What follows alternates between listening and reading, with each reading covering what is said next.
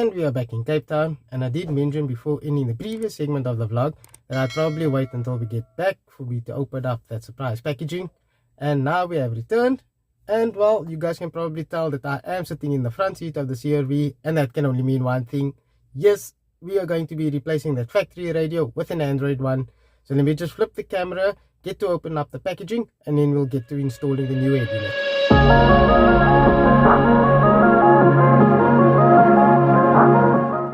And here's a quick look at that new bezel and Android screen.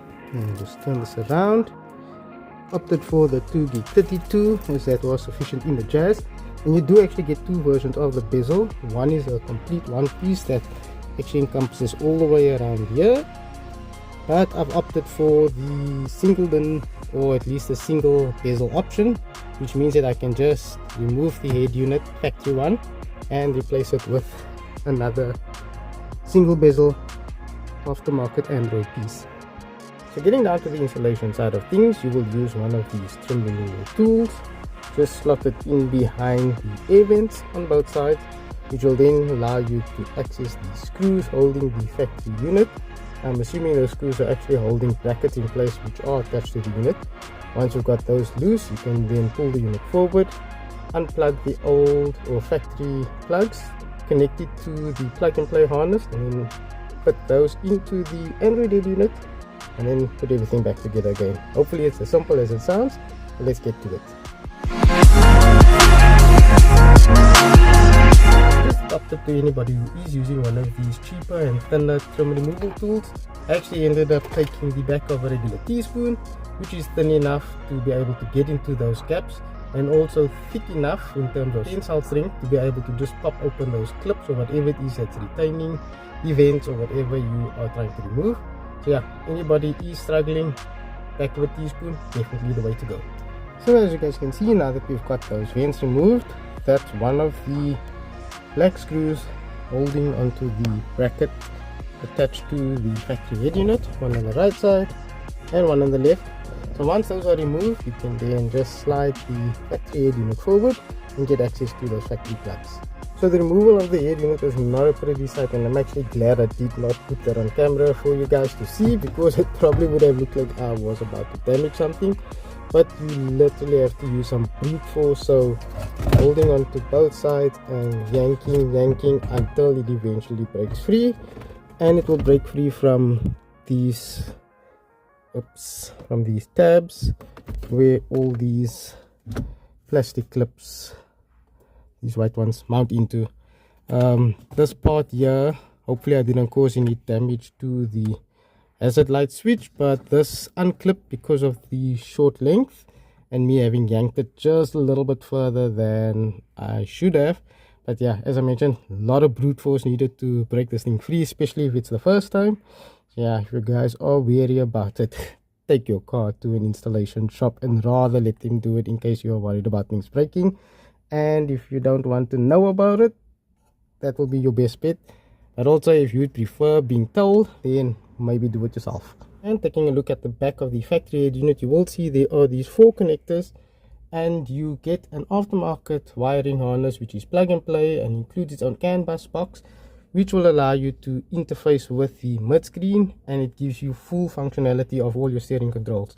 So let me just open up that package quickly, or at least the packet that it's in, and then we'll get to unclipping these factory plugs and then plugging in the aftermarket ones. And just showing you guys what it is that I was talking about. This is your CAN bus decoder and the aftermarket wiring harness, which is plug and play as I mentioned, and this end then goes into the back of the Android screen or head unit. Okay, so just to show you guys, because there probably aren't many videos actually depicting how to remove these factory plugs. So the first two in the middle, fairly simple. You have these little push tabs, so you just push down on them and you pull them out. This one here, it's got a little tab on the side which you will push, you can wiggle it out. This one though is probably going to be the toughest, and if you're just going to try yanking at this little part here, you're going to end up breaking it. So yeah, just to give you guys a little bit of advice and a tip, there is a little tab right here Not sure whether you can see it, but if you put your nail on there, you'll see it actually moves, which allows you to open that up. It's that simple, guys. And just like that, we have got one factory head unit removed with the factory plugs over there.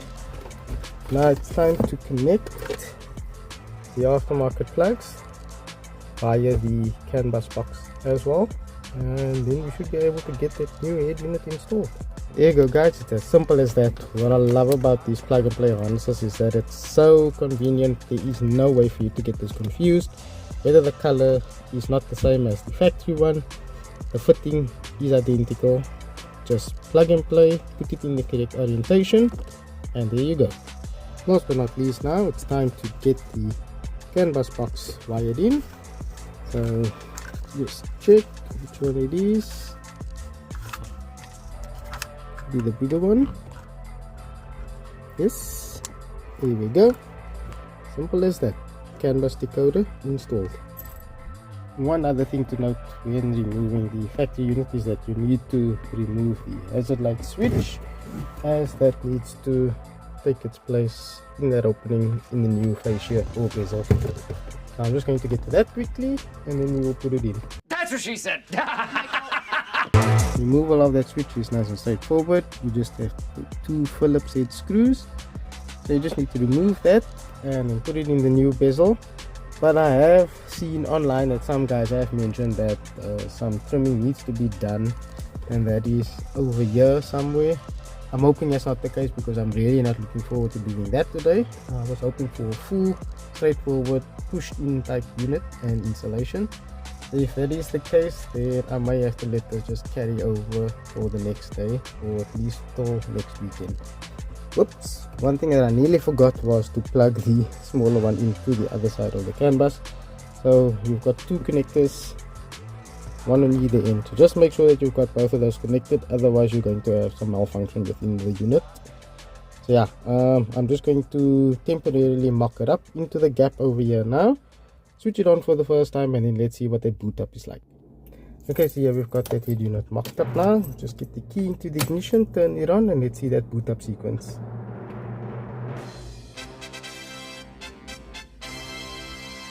So far so good.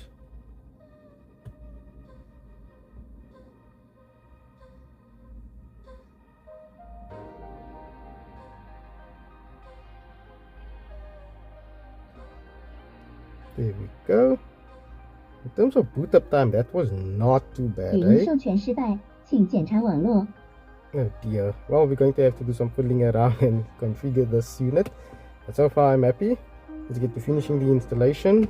I did manage to put on the GPS pickup, and I need to still install a couple of other peripherals.